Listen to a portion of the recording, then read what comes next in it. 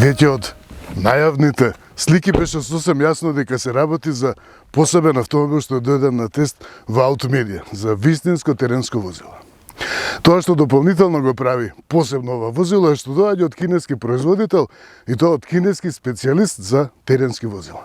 Малкумина го знаат името BAF, кое што е кратенка од Beijing Auto Works.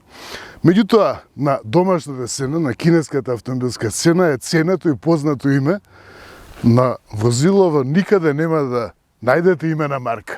Меѓутоа, насекаде пишува 212. И тоа е марката на ова возило. Производителот Beijing Auto Works реши оваа ознака 212, која што има долга историја, да ја издвои како марка. Нема име и моделот се означува Т-01. Речиси како војничко возило, како тенк. 212 Т-01. На кинезите им е сосем јасно за што станува збор. Меѓутоа, европската сцена, а и пошироко, затоа што се пробиваат кинезите и во Јужна Америка, Африка и други пазари, ќе научат да го ценат ова име, односно оваа бројка. 212, производителов ја издвои за тоа што тоа е ознаката користена кај првиот модел, што BAF го има произведено уште во 50-тите години и од тогаш понатаму следи цела серија од моделски генерации, развивано и постојано конструирано е со истиот пристап, како теренско возило, вистинско теренско возило, не шминка, со носечка рамка, со софистицирано водање на тркалата, со 5 водилки, напред и назад, со каросерија која што е изработена од челик со висока цврстина, за да се обезбеди од една страна висока отпорност на торзија и на напрегање со кој што се соочува секој теренско возило кое што ќе се најде на терен, во вистински услови на терен. Од друга страна и заради намалување на тежината. Сега не е баш најлесно, 2,2 тона тежи, меѓутоа има шасииште долу, кое што понатаму ќе видите во какви се услови обезбедува теренска проодност. Нема да раскажувам многу за возилово понатаму, затоа што е важно, најважното е како овој автомобил функционира на терен. Кога почнува истражувачката експедиција со ова очигледно способно возило да истражува по терен, и му личи ваква слика мапа и теренец. Меѓутоа ќе видиме дури допрво како се однесува на терен и дали го заслужува името овој BAF 212, односно 212 марка, BAF е производител. Ова е мапата, тука се влегува во чашка. Сега се наоѓаме тука, продолжуваме од тука во правец на Стари град. Понатаму од Стари град, тие што ме следат, знаат дека претходно имав репортаж направено некај Бабуна, па од таму се спуштив за Прилеп, овој пат од Стари град, тука има една клучка која што понатаму води за Извор, па за Јасеново и од таму ќе продолжиме по стар пат, кој што преку Бабуна води за Прилеп. Тоа е стар трговски пат по кој што минувале карваните за кои што зборуваат патеписците и во Извор било почивалиште, одморалиште, таму одмарале карваните преку ноќ, било преночувале. Вистинското уживање и во природата, прекрасната природа е кога има вакво теренско возило на располагање. Ова е... Многумина ќе помислат прво дека овој изглед е позаемен од некои други теренски икони, меѓутоа, кога ќе се процепка малку во историјата на овој производител, BAF, тоа е Beijing Auto Works, се открива дека вака изгледал овој 212 тогаш модел во 50-тите години.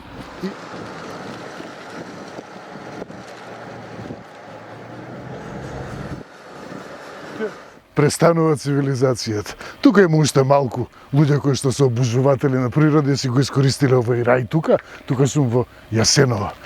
Овде на оваа клучка патот натаму води за болница за белодробни заболувања. Денес тој го изградиле германците на времето тука и денес се оди за да се излекуваат луѓето таму од смогови, скопски, секакви можни, меѓутоа тоа по друга пригода, здрави уште неколку години, а од тука натаму нема асфалт се до Прилеп.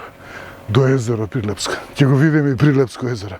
И сега изгледа уште цивилизирано, меѓутоа здивува понатаму. А тоа ќе биде воедно и вистинска средина за овој теренец. Тоа што е добро, значи сосем е неважно до тука. Сосем е неважно тоа што вози добро, комфортно, добро амортизира, има пристојни возни средства. Тоа е неважно. Меѓутоа, сето добива, се во ова возило добива вистинска смисла од тука натаму. Тука се гради, се покажува името на овој автомобил. Железо.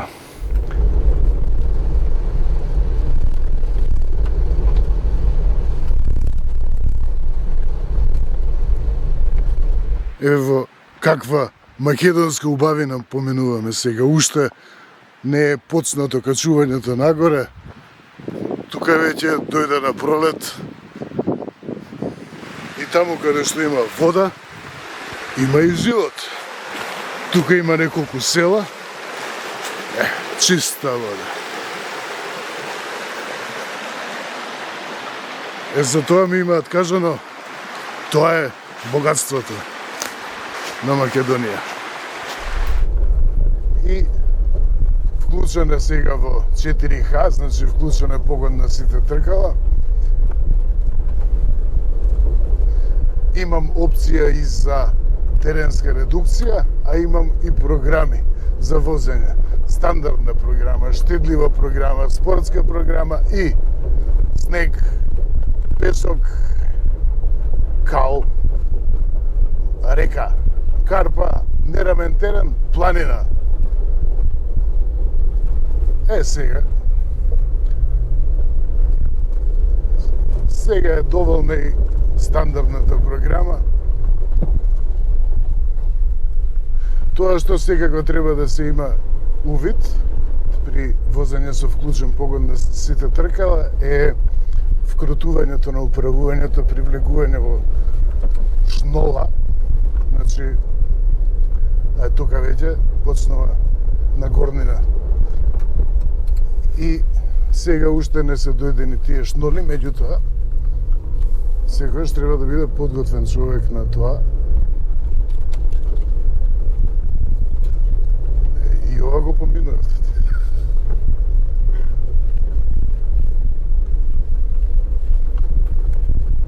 Оно е камерон као си го прв. Не беше таков.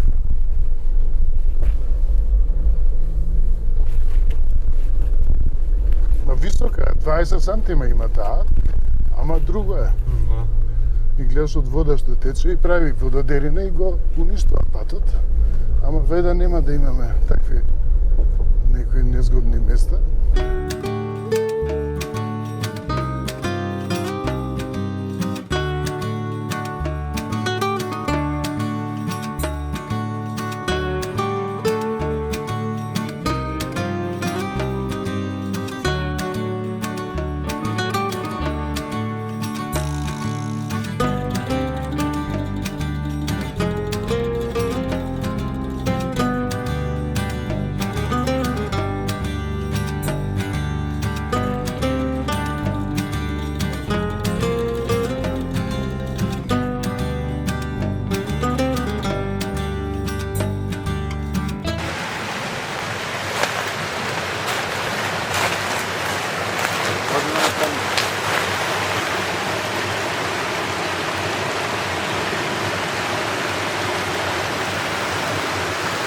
Меѓу две карпи, вода.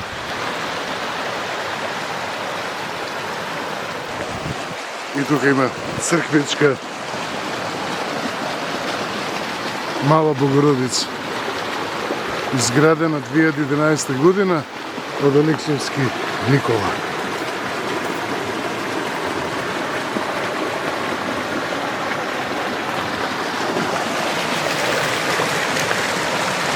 Камен и меѓу нив вода. Ова изгледа нека вода од тука. Карпа и карпа. Ова мислам дека е така малце. Да, не е. Ја што научив за Шафот, опа. Што падна? Еве римски пат. Јако. Saints Way. Ама без се треба да снимаме. Што е ова? Римски пат? Римска градба. Тука вели Saints Way. Свет пат. А ова е римска градба. Ова е крак кој што во време на во римско време бил граден дел од Вија Егнација, се спојува со Вија Егнација и многу ми не веруваат кога ќе го погледнат ова и кога ќе кажам дека ова е од римско време и не е мртната.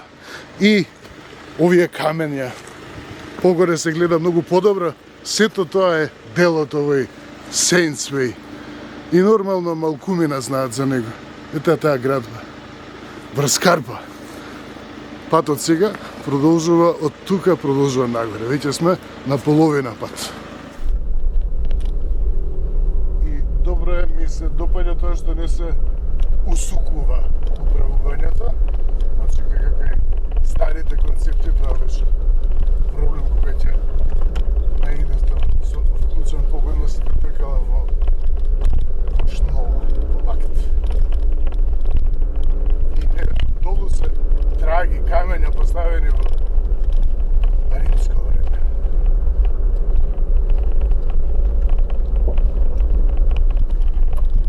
И се што треба да направат денешните генерации е да го потрошират патов,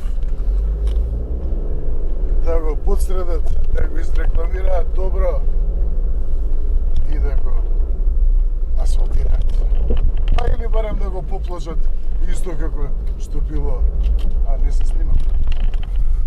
Навистина во бројни ситуации до сега се покажува карактерот, се покажува теренската способност на овој баф.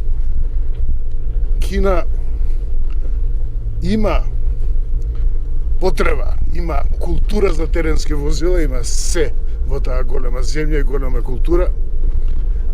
И очигледно дека ова е направено со искуство, не е копирано, туку е искуство. Стои искуство во проектирањето, па и во производството на овој автомобил, меѓутоа дали се е на место ќе видиме горе.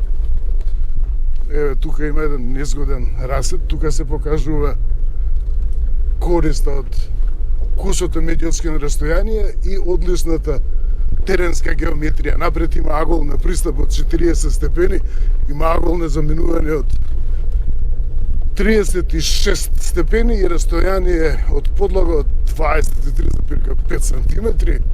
Меѓуоскиното е 2,68, колку што помнам, 2,70 некада.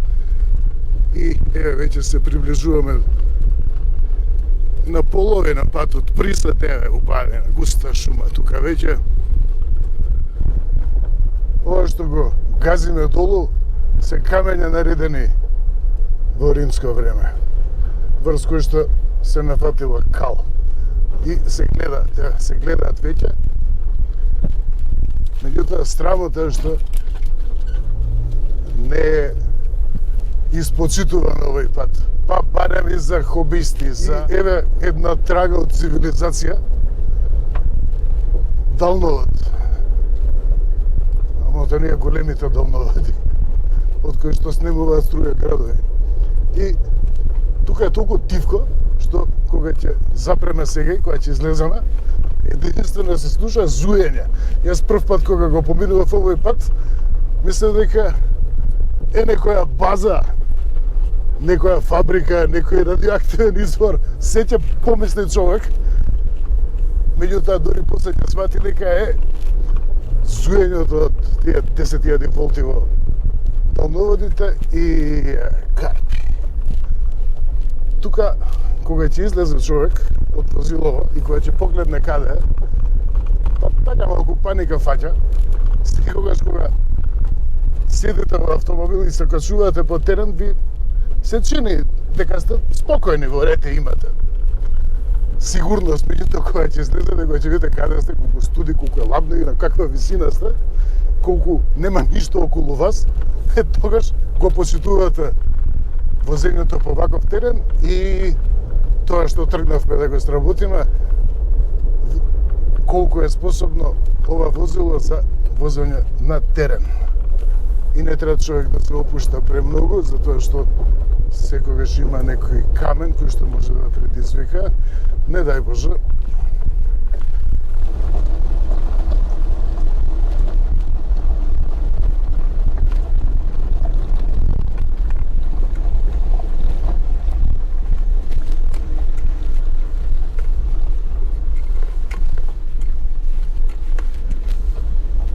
Тука утнале нешто римјани, да?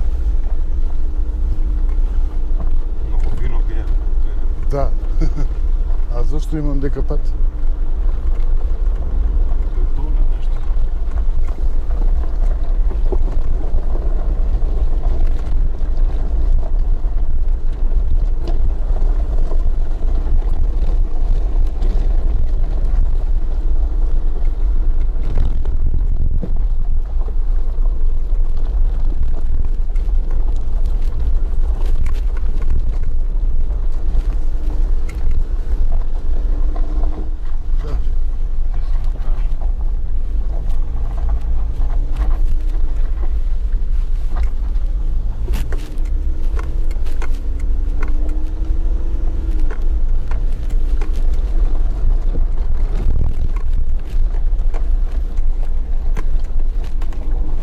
Ти како да го знаеш дека ќе биде вакво?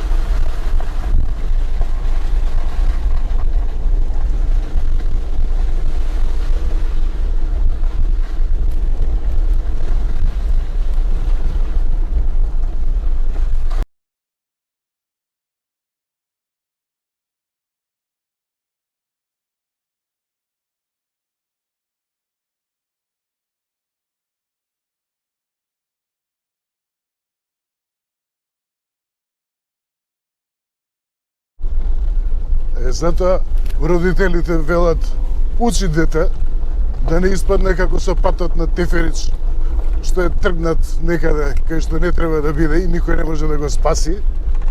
Ова е знаење, искуство, етика од памтивек. Да не беше доле камен поставен од римско време, овој пат до сега ќе беше изеден, одземен од природата, затоа што човекот не може против моќта на природата. Ова, кога ќе тргне природата да го земе, да си го врати, нема назад. Еве го тука се гледаат овие камења. И тоа што на англиски уште се нарекува milestone од страна. Тоа е milestone од таму доаѓа, потекнува зборот milestone. Го снимаш? Таму беше незгодно малце. Ево го? Еве го. Тука се гледа цел. Да. Еве го. Снимам. Еве го, римскиот пат. Најубаво отсликан тука на овој дел. И тука поминувале на времето, пред векови, поминувале кочи, натоварени, запреги. Од Прилеп се носела стока за Велес, меѓутоа додека дошла работата за до Велес, морале да одморат, да си починат во извор, и тоа е тој пат. И уште малку има до Присад, еве го ова. Кинеско чудо. И еве тука многу убаво се забележуваат овие потпорни ѕидови. Патот продолжува натаму по тоа и ете сето тоа останало. Затоа велат, учи дете. 212. Требаше таму позајаснio.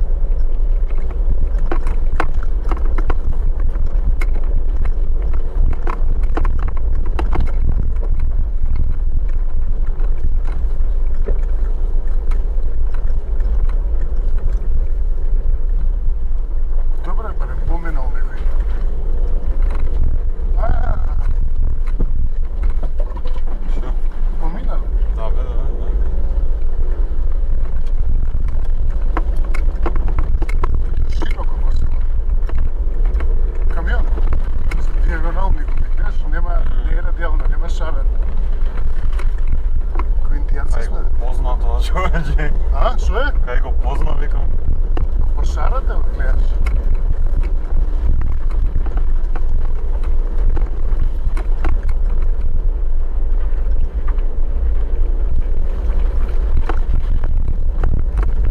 Тука вода треба да има. Јас треба. Добре.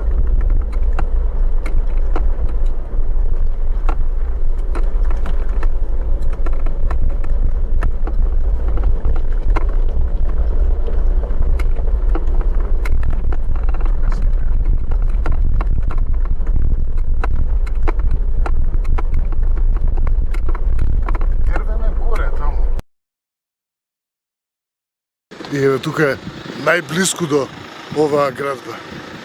И ако не се испочитува, не се одржува ова, и тоа ќе се изгуби. После толку векови. А еве водава работи. Секаде има овде на Бабуна планина. Секаде има водичка. И еве го овој.